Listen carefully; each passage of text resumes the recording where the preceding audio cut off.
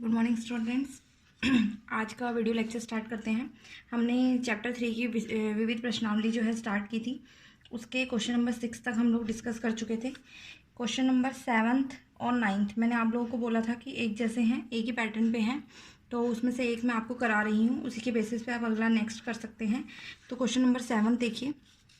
Question number 7 हमें कहता है कि हमें एक एक्स का मान निकालना है। एक्स का मान निकालना है यदि अगर हमें 1 2 1 इंटू 1 2 0 2 0 1 1 0 2 इंटू में 0 2 एक्स ये बराबर में ज़ीरो दिया हुआ है। यहाँ पे जो ज़ीरो दिया हुआ है ये एक्चुअल में ज़ीरो नहीं है, ये शून्य आव्यूह है। शून्य आव्यूह अब हम पता लगाएंगे कि किस तरीके का है। सबसे पहले आप ये देखिए इस मैट्रिक्स का ऑर्डर कितना बनेगा।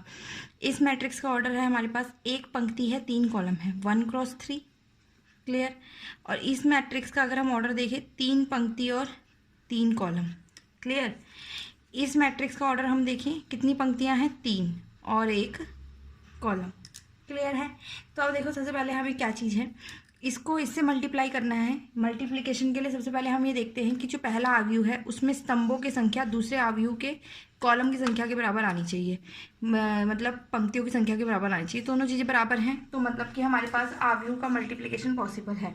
और जो हमारा इन दोनों को गुणा करके आव्यूह बनेगा वो किसका ऑर्डर कितना बनेगा, 1 क्रॉस 3, मतलब 1 रो और 3 कॉलम बनेंगे। देखिए कैसे बनेगा, करते हैं। जब हम इसको इससे मल्टीप्लाई करेंगे ये बनेगा 1 into 1 plus 2 into 2 plus 1 into 1। जब इसको इससे मल्टीप्लाई करेंगे 2 into 1 plus 2 into 0 plus 1 into 0। इसको फिर इससे मल्टीप्लाई करेंगे 1 into 0 plus 2 into 1 plus 2 into 1, clear है। ये चीज़ हमारे पास बन गई। उसके बाद हमारे पास और कुछ नहीं बनता, अगली कोई रो नहीं है तो यही आ जाएगा। इसका ऑर्डर कितना बन रहा है हमारे पास, 1 क्रॉस 3। देखते हैं, पहले इसको हल करते हैं। इसको हल करके क्या बनता है हमारे पास, ये मैं लेफ्ट हैंड साइड लेके स्टार्ट कर रही हूँ। आप इस तरीके से लिखेंगे, पहले लिखेंगे लेफ्ट हैंड साइड, फिर पूरी ये स्टेटमेंट लिखेंगे और फिर इसको हल करेंगे। देखिए क्या बन रहा है, 1 प्लस 4 प्लस 1, और ये बन रहा है 2 प्लस 0 प्लस 0, और ये बन रहा है 0 प्लस 2 प्लस 2, और ये बन रहा है 0 2 एक्स। ये बन गया 4 5 और एक 6 6 2 4।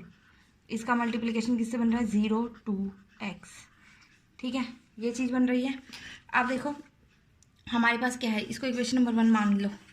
अब देखो हमारे पास क्या बन रहा है, इन दोनों को अगर हम मल्टीप्लाई करें आपस में, इसका ऑर्डर कितना चल रहा है, 1 पंक्ति 3 कॉलम, इसका 3 पंक्ति 1 कॉलम, तो आंसर कितना आएगा 1। एक ही एलिमेंट बचेगा, मल्टीप्लाई करो 6 into 0 plus 2 into 2 plus 4 into x, ये बराबर किसके है, 0 के। ये बनेगा 0 plus 4 plus 4x is equal to 0।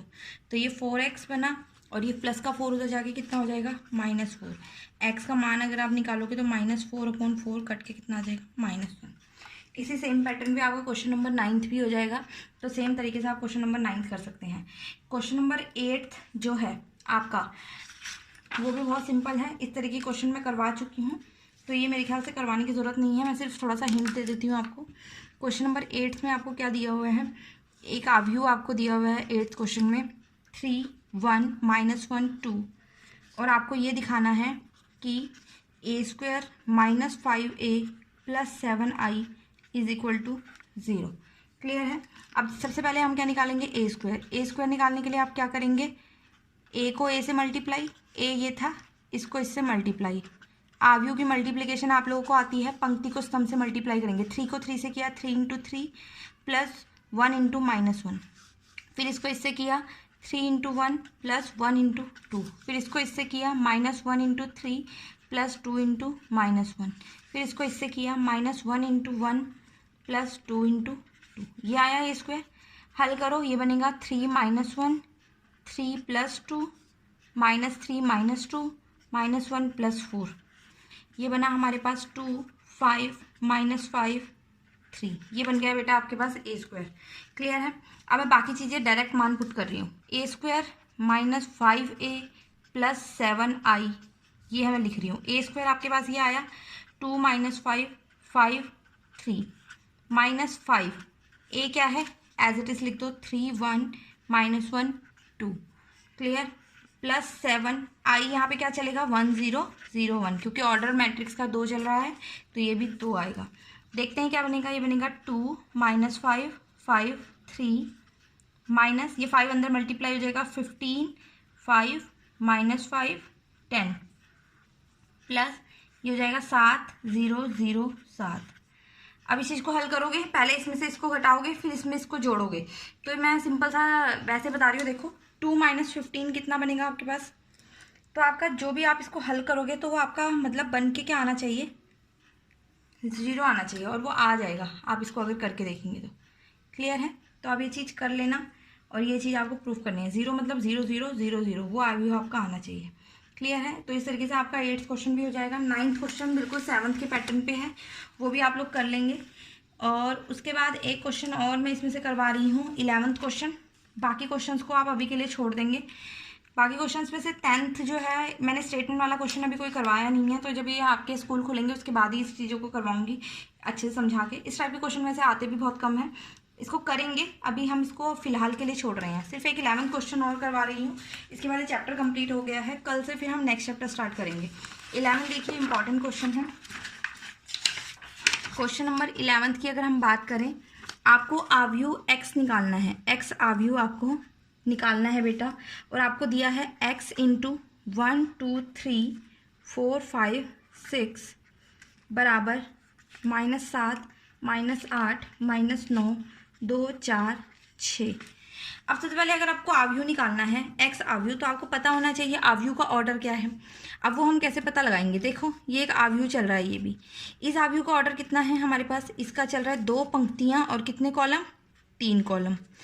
इस आव्यूह का ऑर्डर कितना चल रहा है, 2 पंक्तियां और 3 कॉलम, मतलब 2 रो 2 3 कॉलम्स, 2 पंक्तियां 3 स्तंभ।